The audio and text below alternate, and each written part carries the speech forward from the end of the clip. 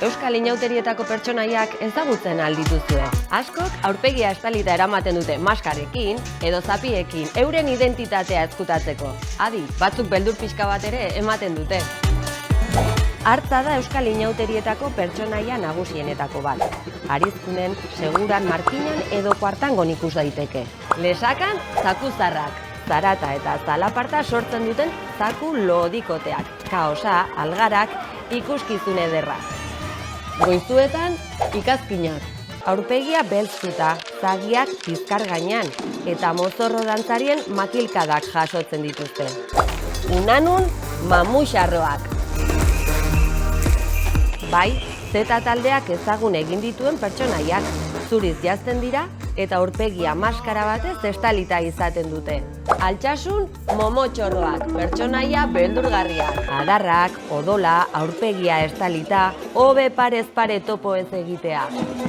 Nafarroako bidaia amaituko dugu Euskal Herrian horren ezagunak diren lantzeko inauteriekin. Mielotxin, gaizkilea, bere zaldiko zaldia eta ziripot.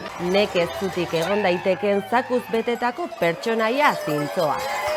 Zalduondoko Markitos, Arabako inauterietako pertsonairik nagusienetako bada. Panpina asto gainean ibiltzen dute, eta ondoren makila baten puntan ordu luze zuzten dute. Egun amaieran sutan erretzen duten arte. Mundakan, atorrak eta lamiak. Arropa zuriekin joaten dira atorrak, musika jotzen eta kantuan.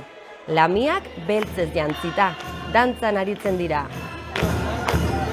Durangon, zurrandiak. Aurpegia kareta batekin estalirik eramaten dute, sudurrandi baten azpian. Zuberoako inauterietako pertsonairik nagusiena Zamaltzain da. Gerrian, egurrez egindako zaldi baten mozorroa darama. Nafarroako herri askotan erraldoitxoak ikus daitezke. Lapurdin, uztaritzeko kotilungorriak. Umeak beldurtzen ibiltzen direnak. Eta amaitzeko, Ituren eta Zubietako joaldunak. Lepoan eta gerrian ardien larruak jantzita eta buruan txuntxurrua. Inauteriei hasiera ematen diena. Gehiago ezagutzen dituzu, zein da zure pertsonairik gustokoena?